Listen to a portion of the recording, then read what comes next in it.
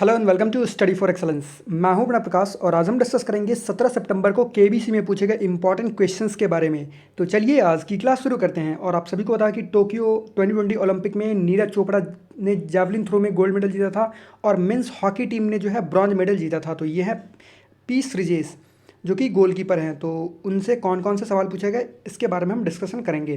तो सबसे पहला इंपॉर्टेंट क्वेश्चन पूछा गया था कि 25 दिसंबर 2019 को भारतीय रेल ने किस ट्रेन सेवा की शुरुआत की जो पूरी तरह से विस्टाडोम कोचों के साथ लैस है। तो इस ट्रेन का नाम है हिम दर्शन एक्सप्रेस। इसका आंसर होगा ऑप्शन नंबर डी, हिम दर्शन एक्सप्रेस। अब ये ट्रेन किस तरह से दिखती है, ये विस्टाडोम कोचेज क्या होते हैं, किस तरह के कोचेज होते हैं, तो ये आप इमेज में देख सकते हैं। ये है विस्टाडोम कोचेज।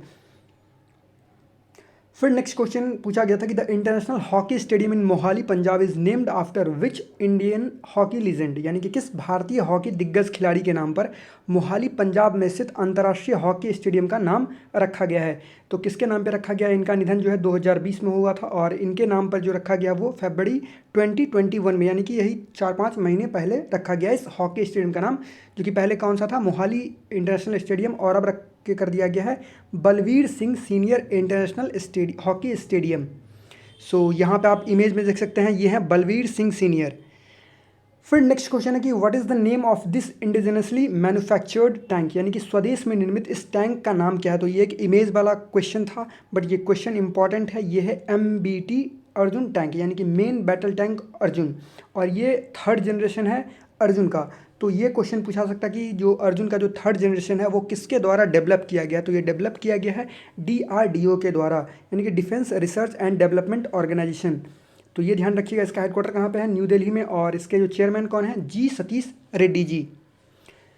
फिर नेक्स्ट क्वेश्चन है कि इनमें से कौन एकमात्र भारतीय खिलाड़ी हैं जिन्होंने डबल ट्रैप शूटिंग में ओलंपिक पदक जीता है, यानी कि who among the following is the only Indian Olympic medallist in double trap shooting. तो डबल ट्रैप शूटिंग में जीता गया है एकमात्र भारतीय हैं राज्यवर्धन सिंह राठौर, और इनके द्वारा एथेंस में 2004 में सिल्वर मेडल जीता गया था, ये ध्यान में रखिएगा। वहीं पे अगर हम बात करें अभिनव बिंद्रा के बारे में, तो अभिनव बिंद्रा ने गोल्ड मेडल जीता था 10 मीटर एयर राइफल शूटिंग में। वहीं पे अगर ऑप्शन नंबर डी की बात करें गगन नारंग, तो गगन नारंग जी ने ब्रॉन्ज मेडल जीता था 10 मीटर एयर राइफल शूटिंग में ही। तो ये आप ध्यान में रखिएगा। अब यहाँ पे मैंने पूरी सूची लगा दी है। अच्छा, एथेंस में सबसे पहला ओलंपिक जो खेला गया था वो एथेंस में ही खेला गया था 1996 में, और दूसरा ओलंपिक एथेंस में कब खेला गया था? 2004 में। तो यहाँ पे इंडिया के द्वारा जितने सारे मेडल जीते गए वो मेडल टैली जो है ये यहाँ पे हैं। अभी तक टोटल 35 मेडल जीते गए हैं। और दूसरी बात जो इम्पॉर्टेंट ये है नीरज चोपड़ा से, कि नीरज चोपड़ा जो है सेकंड इंडियन इंडिविजुअल हैं जिन्होंने ओलंपिक में गोल्ड मेडल जीता। देखिए, सेकंड इंडिविजुअल हैं जिन्होंने गोल्ड मेडल जीता, ऐसा नहीं है कि सेकंड इंडिविजुअल हैं जिन्होंने मेडल को जीता, गोल्ड मेडल जीता, ये ध्यान में रखिएगा। और नीरज चोपड़ा जो है ये जैवलिन थ्रो यानी कि भाला फेंकते हैं। तो इनके द्वारा कितनी दूर का भाला फेंका गया था? 87.58 मीटर, 87.58 मीटर। फिर नेक्स्ट क्वेश्चन है कि Hind Kesari and Maharashtra Kesari championship are related to which sport, यानी कि हिंद केसरी और महाराष्ट्र केसरी चैंपियनशिप का संबंध किस खेल से है। तो ये 1854 से ही स्टार्ट है ये खेल, और ये खेल है संबंधित कुश्ती से, यानी कि रेसलिंग से। यानी कि इस क्वेश्चन का आंसर क्या होगा? Option number B, wrestling.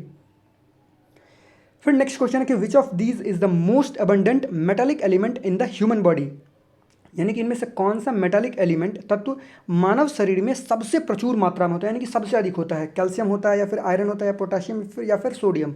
तो सबसे प्रचुर मात्रा में जो होता है वो होता है कैल्शियम, बोन्स में, टिथ में।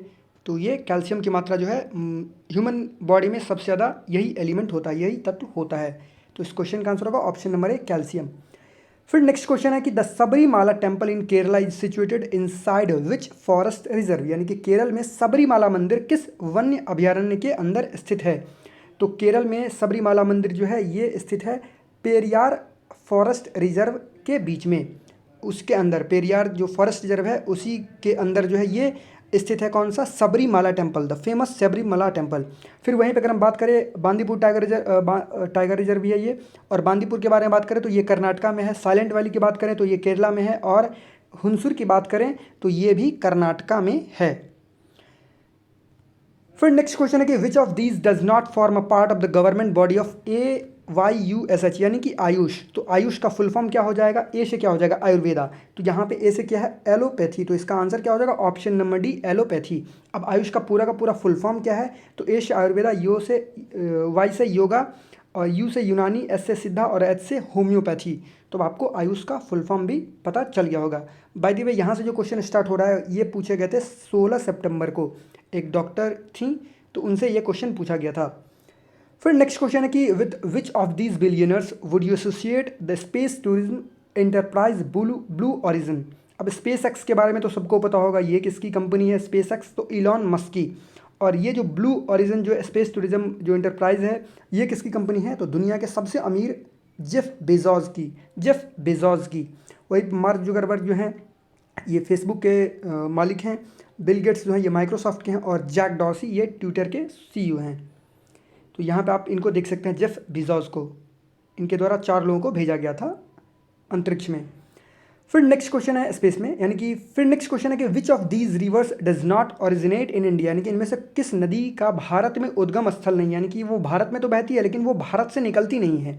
तो भारत से कौन कौन सी नदी निकलती है, चेनाब निकलती है, यमुना निकलती है और महानदी निकलती है। वहीं पे अगर हम बात करें चेनाब के बारे में, तो चेनाब हिमाचल से निकलती है, फिर जम्मू कश्मीर होते हुए पाकिस्तान जाती है, फिर यमुना जो है ये उत्तराखंड से निकलती है, और महानदी जो है ये ओडिशा से निकलती है। वहीं पे अगर हम बात करें ब्रह्मपुत्रा के बारे में, तो ब्रह्मपुत्रा जो है ये तिब्बत से निकलती है। तो ये इस क्वेश्चन का आंसर होगा।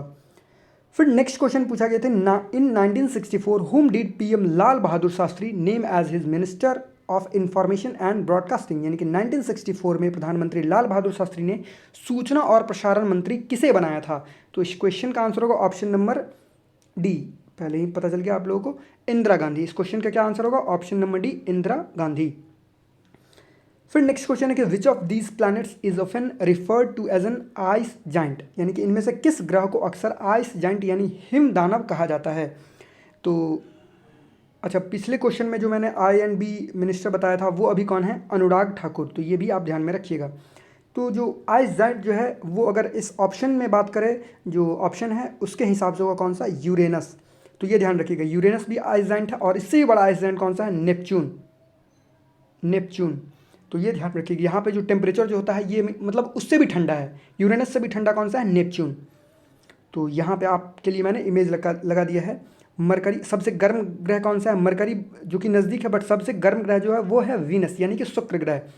इसे भोर का तारा और सांझ का तारा भी कहते हैं पृथ्वी का। यहाँ पे है अर्थ, और फिर है मार्स, फिर है जुपिटर सबसे बड़ा है, फिर है सैटर्न रिंग वाला, फिर है यूरेनस और फिर है Neptune. So this is the end of our video. I hope आपको ये वीडियो अच्छा लगा हो, और अगर वीडियो अच्छा लगा हो तो प्लीज़ वीडियो को लाइक कीजिएगा, वीडियो को शेयर कीजिएगा, और हमारे चैनल स्टडी फॉर एक्सेलेंस को सब्सक्राइब कीजिए, जिससे आपको आने वाली वीडियो मिलती रहे। Thanks for watching.